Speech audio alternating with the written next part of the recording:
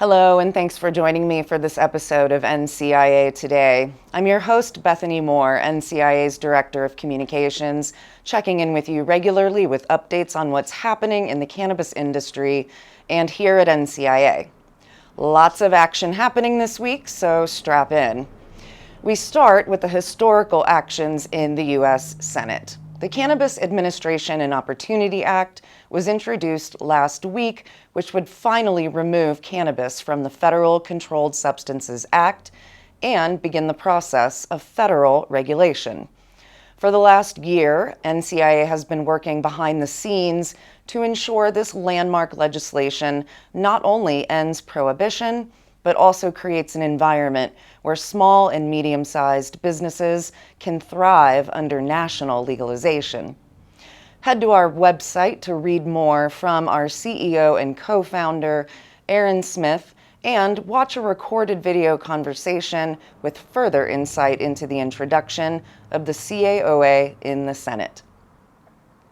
In another recent blog, Michelle Rutter-Freeberg talks about even more movement in Congress, including a research bill called the Cannabidiol and Marijuana Research Expansion Act, and the Senate Judiciary Committee hearing titled Decriminalizing Cannabis at the Federal Level, Necessary Steps to Address Past Harms. So check out the blog on our website to learn more.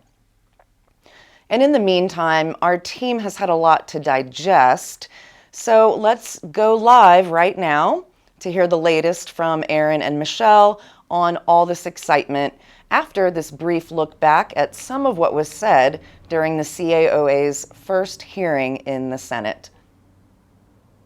The issue of cannabis reform is one of the few bipartisan issues of our time, and hopefully all of the senators on this committee can find ways to contribute to the improvement of the CAOA and bring an end to the historical injustices associated with cannabis prohibition.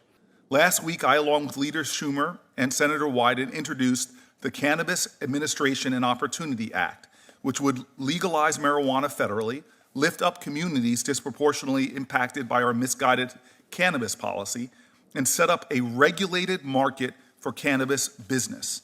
Ending the federal prohibition is the first step that we can take to undo the immeasurable damage caused by the failed war on drugs and decades of mass criminalization, mass incarceration, and the deep pain it's caused to communities and families and our children. Prohibition is what fuels violence and illegal activity, not cannabis. For me, the result was a mandatory 55-year sentence, a punishment that even the judge who sentenced me called cruel, unjust, and even irrational. Marijuana arrests are the largest single category arrests in the United States. Marijuana arrests annually are larger than the total number of arrests for all violent crimes combined.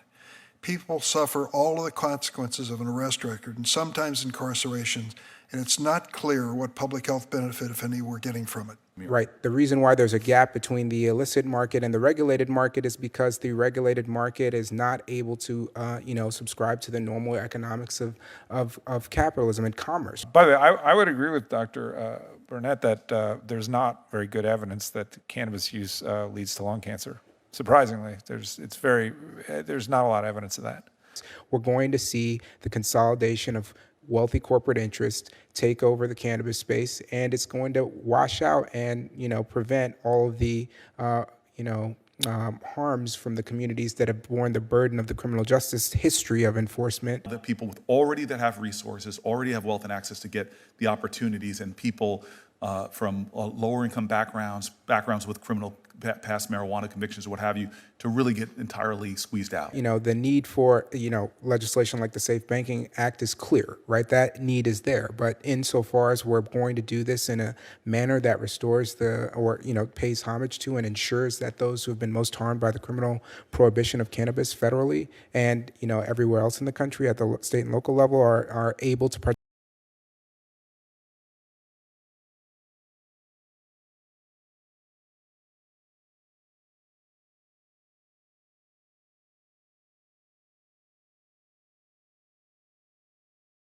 On the CAOA Act, but we've also seen bill addressing cannabis research is poised to be on its way to the president's desk for the first time, and we also are just as we as we have been working on this issue for so very long, we've come so far, and that's really because of the hard work of our members and the donations that they have brought, the financial support that our members have brought, and the hard work of our government relations team in Washington, D.C. It's been quite a busy week, and I want to bring in my colleague, Michelle, to discuss. Let's first just talk about the hearing. Michelle, what do you think? What was your big takeaway from that hearing?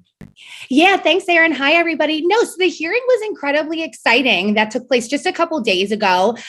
And, a couple things I thought was notable. It came just a couple days after the introduction of KOA. So while it wasn't necessarily a hearing on the bill, it was clearly what was on everybody's mind. And the theme of the hearing was about decriminalizing cannabis and addressing past harms. So I think we know absolutely what their focus was on. It's pretty clear there. So it was groundbreaking just in terms of the topics. But, a couple takeaways that I had were, is this really 2022? Some of the comments I heard from the Republican witnesses were sort of mind-blowing to hear, and just, really saying the prohibitionist part out loud. So, definitely had to pinch myself a few times about that. But then I really had to pinch myself at the end of the hearing, which I know we just saw some footage from, where Senator Booker sort of did a little bit of an about face on safe banking. In the past, over the last year and a half, he's been a little reticent, a little slow to talk about safe banking and the need for that.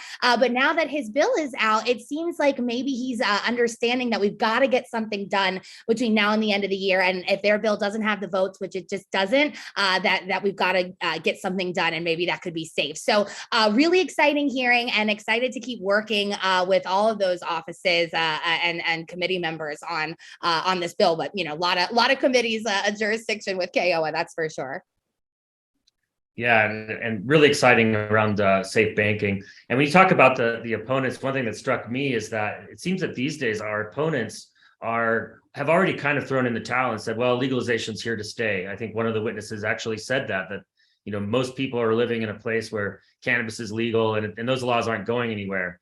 And it's really confounding that those opponents are essentially advocating for keeping a legal industry not legal to state law, not harmonized with federal law. It really doesn't make any sense. But one thing I've also noticed, that having watched this for so many years, is that while we've seen great resurgence of support for cannabis reform in Congress, the opponents are also kind of quieting down. It used to be you'd have speeches on the House floor, all the time, from prohibitionists, basically, saying that we should, reefer madness type style rhetoric that, we just don't hear that anymore. And that's really amazing. And I think that, I want to bring in this research bill that actually was authored by prohibitionists in both the House and the Senate have carried a research bill that we endorse, because we believe in science and making sure that we're able to adequately research both the harms and the negative effects of cannabis use. So Michelle, what's your thinking on this research bill? What's next for it? Yeah, the research bill is big news. So, the House and Senate, they both had their own marijuana research bill. Both of those passed earlier this year in spring in their respective chambers. So after that, they had to get together to sort of iron out a few of the differences to get to a bill that they agreed on, the exact same language. And that's what the House voted on this week and passed. And that's what the Senate will be voting on next week and is poised to pass, which then will take it to President Biden's desk, where, if signed into law, which we have every indication that he will be doing, will become the first pro-cannabis piece of legislation enacted ever in this country, really, at least absolutely in modern history. So, can't be overstated how big of a deal that is. There were some changes to the bill that had to be made. Notably, the House version used to allow research to be done on cannabis that's actually being sold in dispensaries, not just the cannabis that the U.S. government grows for research, which is known to be low in potency, has had mold in the past, and isn't really indicative, again, of what consumers are actually buying. But again, unfortunately, during negotiations, it was indicated that Senator Grassley, who, like you said, is a prohibitionist, but was one of the sponsors of the legislation, wasn't willing to budge on that. So at the end of the day, researchers still have to get their cannabis from Ole Miss. But, there was a lot of other good stuff in there. So, at the end of the day, glad that they were able to negotiate and get somewhere that both chambers can pass. The vote at the end of the day was 325 to 95. So all 95 voted against were Republicans. So That's the anti-science caucus, I think. I plead the fifth on that one. I said what these I are the ones said, that aren't acknowledging reality. Yeah. So, but I really can't underscore enough, how amazing it is that, we're talking about a positive bill that was, co-sponsored by Chuck Grassley or Dianne Feinstein or Andy Harris in the House. And it really, it shows that there's so much momentum behind cannabis reform that even those who are adamantly opposed feel that they have to give something because the people are calling for it. And I really want to, emphasize that this isn't happening just by itself. Congress is busy. They have hundreds and hundreds of issues that they're dealing with. The fact that they're bringing cannabis up at all in the middle of, the wake of a pandemic, hopefully not a recession, but, definitely astronomical inflation and a war in the Ukraine and so many other issues facing the country is really a testament to not only the work that Michelle, Michael, Maddie, and our team in DC are doing, but the work NCIA does to increase public opinion and increase educational opportunities around cannabis, and also just what all the other advocacy organizations have been doing for even decades before NCIA ever existed. And NCIA exists to represent Main Street cannabis, and what that means to us is small businesses that are really and soul of this industry. And an issue that's near and dear to us as small businesses is the Safe Banking Act and being able to access depository services, traditional lending services through a financial system that any other industry takes for granted. And we've seen, I believe, for the seventh time in a row now, the House of Representatives has passed the Safe Banking Act in the NDAA. And now that the ball again is in the court of the Senate. Michelle, what's your prognosis on safe banking? Will we get that by the end of the year? I'm hopeful, Aaron. I don't ever make too many promises. I'm not going to promise anything now, but I am hopeful. I feel like even though it was just a week ago, the introduction of KOA is already beginning to sort of change the dialogue around safe banking and is, I think, giving a little bit of room to some members that, again, had been hesitant to maybe look at that legislation before their bill had dropped. So I'm hopeful about it. I think it's on the table for now, though. Congress is getting ready to go home for the month of August for the annual August recess. And so the NDAA certainly won't be taken up before that. So the discussion will resume in September after recess. But again, the NDAA has to be passed by no later than the end of the year. And, with midterms, the legislative calendar, holidays, and all the other issues that you mentioned, there's going to be a lot to get done. So looking forward to having those discussions, but stay tuned for more news on NDAA. We'll certainly be doing everything we can to get something passed in a law, whether that's SAFE or KOA, and on any vehicle that we can. So we're out here beating the pavement for all of our members. I know you are. And for any of our members out there, I really want to ask, go to the cannabisindustry.org, check out our congressional scorecard and look and see if your senators are sponsoring the Safe Banking Act. If they're not, please give them a call and say, hey, support safe banking. It's common sense policy. It's a very narrowly tailored bill. So should appeal to Republicans and anybody who really wants to have, this common sense public safety policy. And I'm also, I really want to encourage all of you to come out to Washington, D.C. and join Michelle and Michael and Maddie and myself in lobbying Congress for our 10th annual Cannabis Industry Lobby Days. Coming up September 13th and 14th, our members from across the country will descend on the nation's capital and actually meet face-to-face with members of Congress and senators, their staffs, committees of jurisdiction, and really help us move the dial. It's a really great opportunity to tell your story and help influence public policy. Also, just to learn more about how our system works. The right to redress the government is an inherent right, fundamental right that as Americans, I think we need to practice, especially in the cannabis industry. So I hope you'll join us for Lobby Days, and you can find out more information about that at thecannabisindustry.org. And with that, I'll turn it over to Michelle for any final thoughts. No, thanks, Aaron. Just remember, Lobby Days is open to NCIA members only, so you'll want to make sure that your membership is up to date. But we hope to see you in Washington, D.C., September 13th and 14th. And with that, we were just talking about Main Street Cannabis. We'll be right back with Bethany, but we have a message from Aaron about just that. Well, here at the National Cannabis Industry Association, we have proudly represented small businesses across the cannabis industry since 2010. We represent Main Street cannabis, not Wall Street cannabis. We have come so far in this fight to legalize cannabis that it seems that it's almost inevitable, and we're the ones making sure that as those rules are written, they favor small businesses, mom and pop operators, and Main Street cannabis, not Wall Street cannabis. In addition to making sure that your voice is heard at the federal level, being a member of NCIA also means building a vibrant community of small business owners within the cannabis space. Because we can always learn so much better by working together, learning from our mistakes and our successes, and building this industry together. So if you're interested in making sure that small businesses and Main Street cannabis has a seat at the table, be sure to join NCIA at thecannabisindustry.org.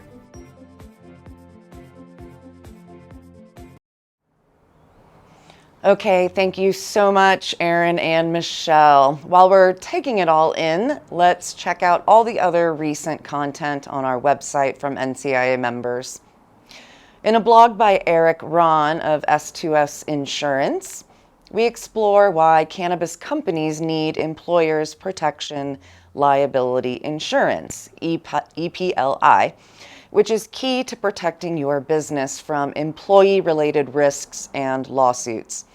An upswing in recent sexual harassment and discrimination lawsuits are costing companies hundreds of thousands of dollars and causing harm to the workforce and brand damage that is oftentimes beyond repair. Check out the blog on our website. Next, we checked in with a few of our Equity Scholarship recipients that we featured in a spotlight in the past to see how they're doing now. One company rebranded, another expanded, and another has gained even more traction. So learn more about the journeys of Endo Industries, Canvas Events, and Next Level Edibles on our website. Next up, from Charlena Berry, author of Breaking the Stigma, she discusses 4 big lies that as cannabis professionals is our responsibility to unmask. We are on the front lines of changing the criminal and negative perceptions associated with cannabis. She urges cannabis professionals to break the stigma one customer at a time, to begin to undo the big lies and share the reality of cannabis. Read her inspiring call to action on our website.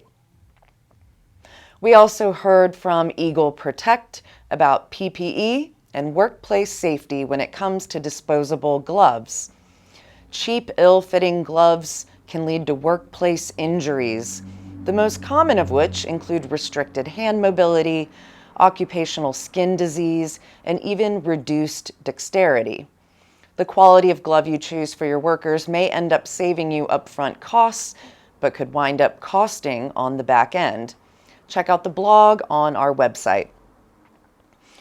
All right, well, we've given you plenty to talk about at our event tonight, Thursday, July 28th, at our Colorado Industry Social.